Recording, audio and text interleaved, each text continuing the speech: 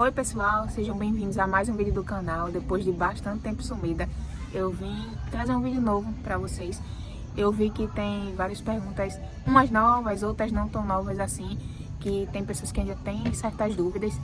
Então eu selecionei algumas para responder nesse vídeo aqui. E hoje num lugar bem diferente, né? Eu tô aqui no, eu acho que é Pet Place, né, que chama, que é o espaço pet do condomínio. Vim trazer meu cachorrinho pra brincar um pouquinho. Aproveitei pra gravar esse vídeo. Aqui, ó, minha ferinha. Easy. Trouxe minha ferinha pra correr um pouquinho, esticar as patinhas e gastar energia. E sem muita enrolação, eu já vou direto para as perguntas, porque como vocês sabem, eu não gosto de ficar enrolando, principalmente nesse tipo de vídeo, que é um vídeo informativo. Eu sei que as pessoas que procuram esse tipo de vídeo prezam muito pela informação e não pela enrolação. Então eu vou direto ao ponto para dar logo as informações que vocês querem saber.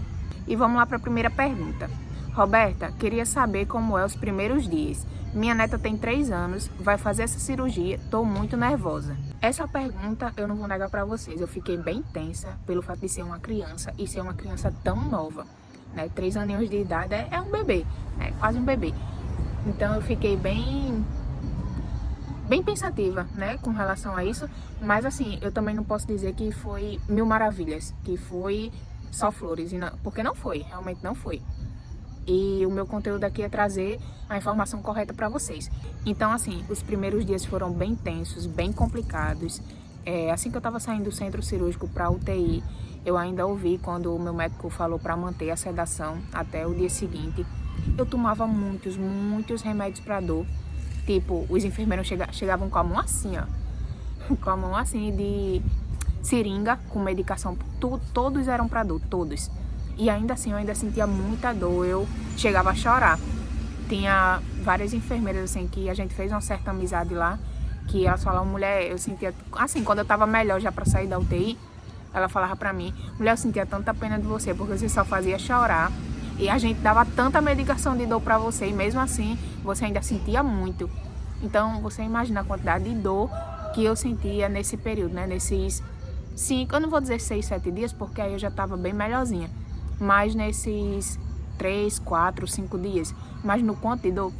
E além das dores da própria cirurgia, eu ainda tive pneumotórax, que para quem não sabe é quando o espaço do pulmão ele é preenchido por ar.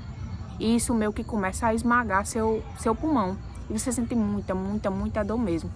Aí já tinha a dor da cirurgia e mais a dor desse pneumotórax. Então, só para vocês terem noção de como estava complicada a situação pós-cirúrgica. Então, assim, eu vendo que na minha situação, na minha idade, eu já senti o quanto eu senti e fiquei pensando nessa criança, entendeu? Pode ser até que a cirurgia dela não seja tão complexa.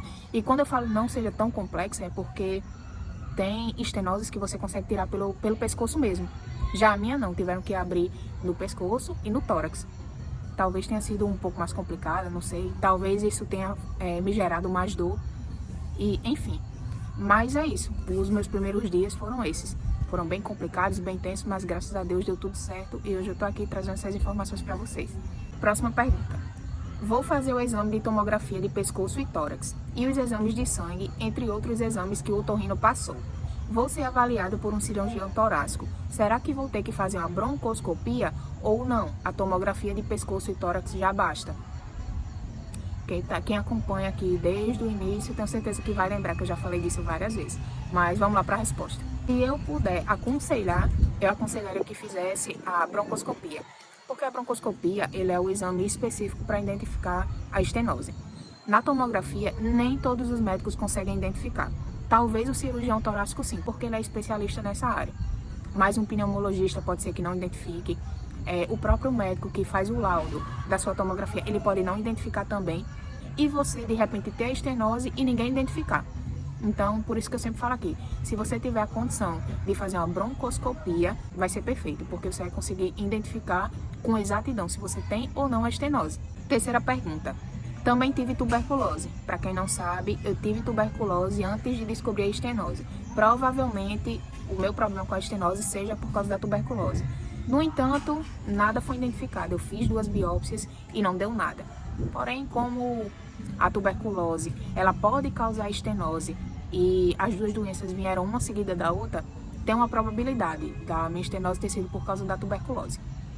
Então vamos lá de novo. Também tive tuberculose na garganta, onde deu estenose subglótica e tô com a traqueoplastia marcada. Você ficou rouca? Muita gente também me pergunta isso, se eu fiquei rouca por causa da estenose. E não, eu acho que isso foi a única coisa que eu não tive, foi a rouquidão. Mas o resto, eu acho que todos os sintomas eu tive da estenose. Só não descobri antes porque realmente eu nunca tinha ouvido falar da estenose. Quarta pergunta.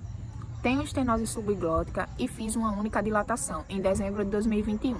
Gostaria muito de fazer outra dilatação, mas os médicos temem em fazer e estenosar de novo. Vivo bem, mas nunca mais consegui cantar, andar um pouco mais rápido, tive uma alteração na voz e essa semana tenho retorno e gostaria sim de arriscar outra dilatação. Desenvolvi estenose após ficar entubada por 15 dias devido ao Covid. Eu até entendo o pensamento dessa pessoa, né, de querer fazer uma nova dilatação, porque quando você faz a dilatação, sua respiração ela melhora em 100%, né, como se você não tivesse nenhum problema. Até se você fizer algo que normalmente a pessoa que tem estenose não faz, como por exemplo correr, ela consegue recuperar o fôlego muito mais rápido. E isso é meio que libertador, entendeu? A pessoa se sente como se não tivesse essa doença, né? Se sente como se fosse uma pessoa realmente saudável. Então, eu entendo o lado dela por essa questão. Esse ponto que o seu médico levantou sobre reestenosar é um ponto muito relevante. A gente tem que levar muito em consideração. Porque o que é a estenose? A estenose é justamente uma lesão que está sendo cicatrizada. Quando você faz a dilatação, você acaba machucando novamente o local da estenose. E ele tende realmente a reestenosar, a cicatrizar e, consequentemente, fechar a luz da passagem do ar. Então, por essa razão, provavelmente que o seu médico não quer fazer uma nova dilatação sem que seja realmente necessária. E quando eu falo que realmente não seja necessário, eu não estou querendo dizer que você está super bem, está respirando bem, não. Eu estou falando que talvez você não tenha chegado ao ponto que realmente necessite de uma dilatação para poder respirar bem. É nesse ponto que eu tô falando. Como eu disse anteriormente, é lógico, quando a gente passa pela dilatação, a gente fica como se fosse 100%, respirando perfeitamente bem. E é o que todos nós que temos problema com estenose queremos, né? É respirar 100% bem. Porém, se você puder evitar fazer dilatação, machucar a traqueia novamente, vai ser melhor, para que não cause novas estenoses, entendeu? Pode ser que cause até em outros locais. E aí vai ser pior ainda. Ao invés de você ter uma, você pode ter 2, 3, 4. E eu tô falando isso porque já teve uma pessoa que me relatou esse caso. De tipo, ela ter feito uma nova dilatação e acabar estenosando em outro local. Ou seja, ela ficou com 2 estenoses na traqueia. E aí, o que já é um problema difícil com um local só, essa pessoa acabou desenvolvendo em 2. Então, assim, na minha opinião, o quanto a gente puder evitar dilatar, se realmente não for extremamente necessário, a gente deveria evitar. Porém, aquela coisa, você é a paciente ou o paciente, é você quem está sentindo os sintomas. Então, assim, se você acha que realmente precisa, necessita, não está se sentindo bem, não está fazendo atividades básicas, então, realmente, você precisa conversar com seu médico e ver a possibilidade de uma nova dilatação. Próxima pergunta. Você sentiu a câmera passando pela sua traqueia? Provavelmente essa pessoa está falando da broncoscopia, que é o exame da câmera que passa pela traqueia e vê como é que está a situação lá dentro. E assim, eu já passei por uma tentativa de fazer broncoscopia acordada e sinceramente eu não desejo a ninguém. É horrível, muito ruim. Inclusive teve uma outra pessoa que falou comigo pelo Instagram. Ela disse que teve que fazer a broncoscopia acordada porque não deram sedação para ela. Então ela teve que fazer acordada e ela também disse que é terrível. É tipo assim, a todo momento parece que, eu não sei, parece que vai tampar a passagem do ar. É agoniante, é sufocante, é tudo de ruim. Não tem nada de bom em fazer broncoscopia acordada. Aliás, para quem gosta, tem um lado positivo que você consegue ver. Pelo menos no meu caso, se eu tivesse conseguido fazer acordada, eu conseguiria ver toda a imagem que a câmera tava passando dentro da minha traqueia. Isso aí, para mim, pelo menos, era um ponto positivo, porque eu acho bem interessante. Mas fora isso, é horrível. Próxima pergunta.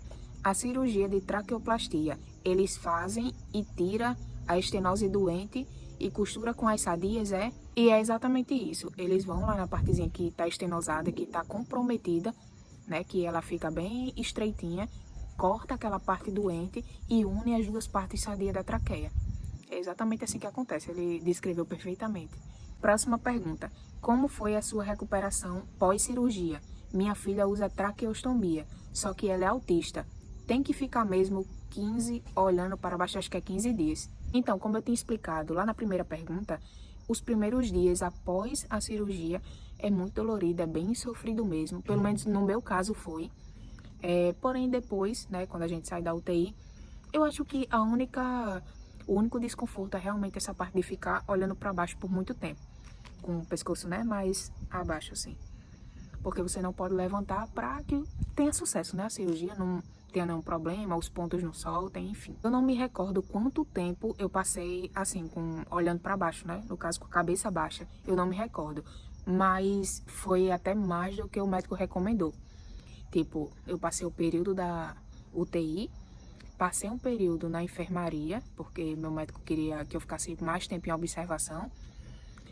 E quando eu fui para casa, eu tive uma recomendação de passar mais tantos dias, que eu não me recordo agora, passar mais tantos dias com a cabeça baixa e em seguida eu começar a levantar aos pouquinhos.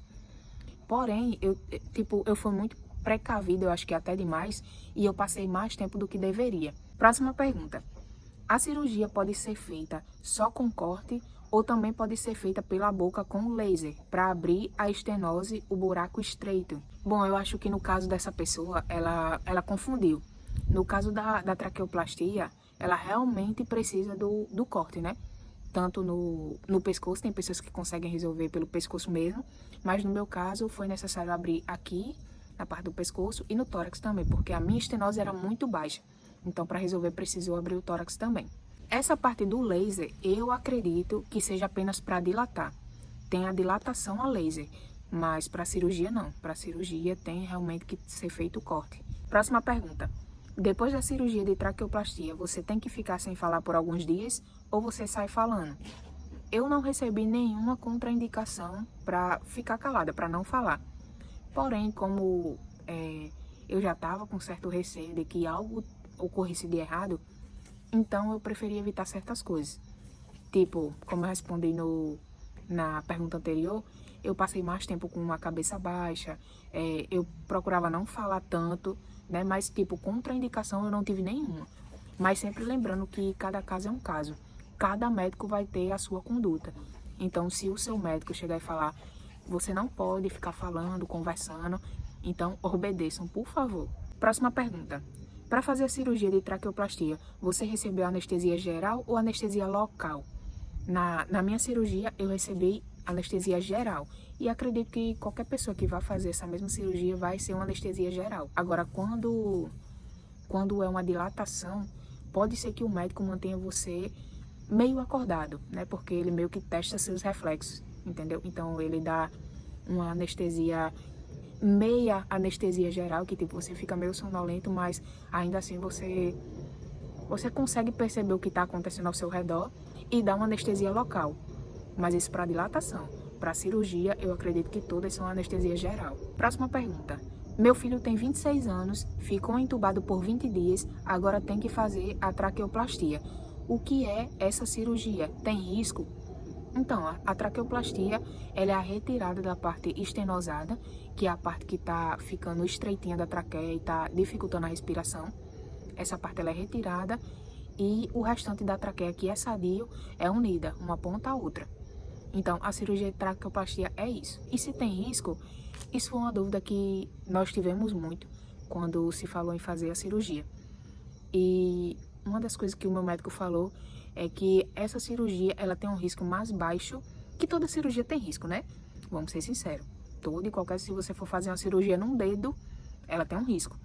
Então, toda cirurgia ela tem um risco. Porém, essa cirurgia de traqueoplastia, se você for comparar o risco entre ela e uma cirurgia de coração, por exemplo, o risco dela é mais baixo. Mas assim, desde que a pessoa atenda aos critérios, porque para fazer a cirurgia tem critérios, tipo questão de idade, questão de sanidade mental, questão patológica, tipo pessoas que têm determinadas doenças, um exemplo, diabetes, uma pessoa que tem diabetes, não é indicada fazer cirurgia. Então, você atendendo esses padrões e você seguindo as orientações à risca do seu médico, vai ficar tudo certo.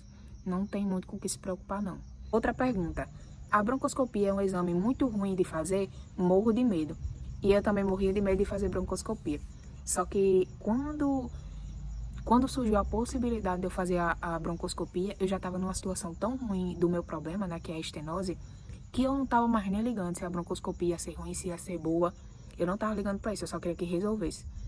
Mas assim, se ela for feita sob sedação, é tranquilo, porque você não sente nada, entendeu? Você vai dormir, vai acordar e já vai ter feito tranquilamente. Agora, se você fizer acordada, aí isso pode ser um problema, porque é muito desconfortável, muito, muito mesmo. Próxima pergunta. Demorou quanto tempo para eles tirar a sua tráqueo? Pessoal, eu nunca usei traqueostomia, nunca usei.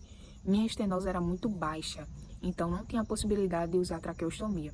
Então eu acredito que seja por isso que eu nunca usei. Isso é uma pergunta que muita gente tem dúvida. Até médico, até quando eu chego no hospital, e olha que eu já frequentei muito o hospital que normalmente eu vou para fazer dilatação. Mas ainda assim, quando eu vou para lá, que eu explico todo o meu problema, né, como aconteceu e tal, até os médicos perguntam, mas você tirou a tráqueo quando? Sempre perguntam, já pergunta assim de cara, você tirou quando? Aí eu vou explicar, não, eu nunca usei, porque minha estenose era muito baixa e tal, não tinha como. Mas enfim, é uma pergunta que muita gente tem dúvida. Então é isso, pessoal. Final de mais um vídeo. Espero muito que vocês tenham gostado. Espero muito que tenha mais uma vez conseguido esclarecer dúvidas relevantes para vocês. E espero não ficar tão sumida dessa vez. Espero trazer novos conteúdos para vocês, diferentes também, né? E espero que vocês gostem da mesma forma. Então é isso. Tchau e até o próximo vídeo.